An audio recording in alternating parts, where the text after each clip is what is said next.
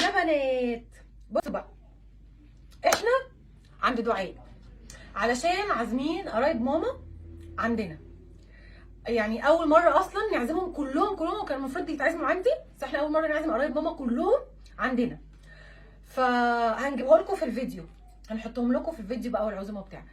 فايه، هم اول مره يجوا لنا، فعايزاه انا ودعاء نطلع احسن حاجه في الحياه.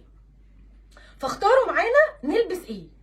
هي ماسكه حاجات وانا ماسكه حاجات، ونشوف بقى ايه مين فينا اللي رايهم احسن. بصوا بقى، ده الترنج بتاعي اللي انا عايزه البسه. يعني انا حاسه ان الترنج ده يمشي بيت ويمشي خروج.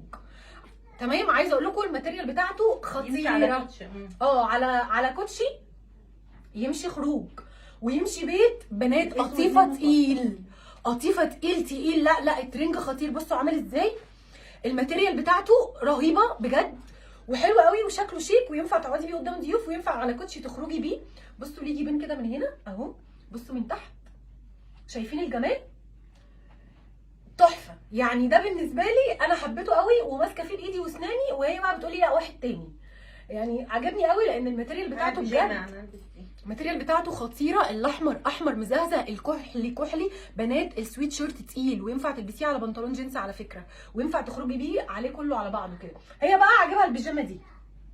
انا عاجبني البيجامه دي يا بنات جدا، لان انا عندي منها الاسود، فاكرين؟ وانا عندي منها كل الالوان على فكره. انا عندي منها كل الالوان. انا بعشق اصلا البيجامات اللي هي الستايل ده، بحسها كده دلوعه بصراحه قوي فيا، وفي نفس الوقت القماشه بتاعتها بتبقى تقيله قوي، وبحس كده ان هي ماسكه نفسها، وفي نفس الوقت بتبقى رسمه. هي اذواق. يعني بصوا، هي عاجبها البيجامه دي قوي، والبيجامه دي تحفه بصراحه. البيجامه دي بنت ناس جدا وتركي رهيبه. انا بحس نفسي فيهم قوي.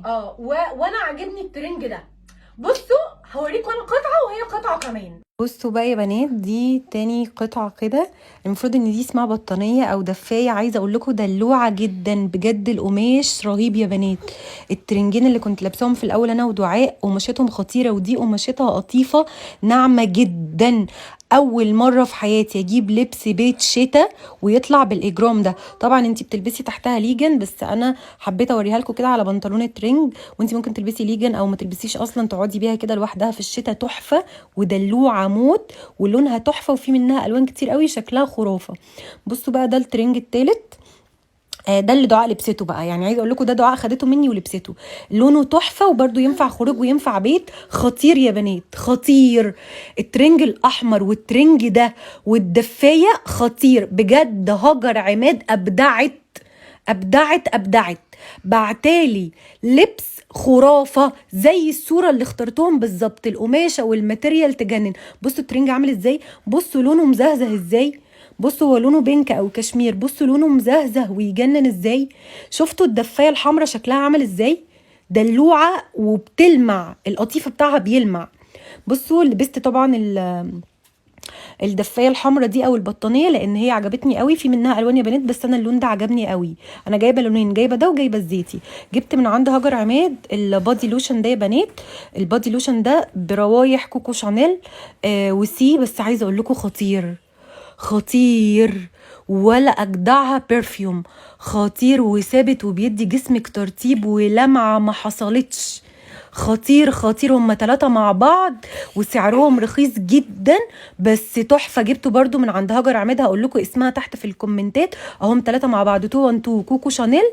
يا خرابي يا بنات على ريحتهم، يا خرابي على جمال اللبس، يا خرابي على جمال الترنج الاحمر. ماما لما شافتني بالترنج الاحمر وبالدفايه النبيتي دي قالت لي شكلك قمر فيهم ودلوع قوي.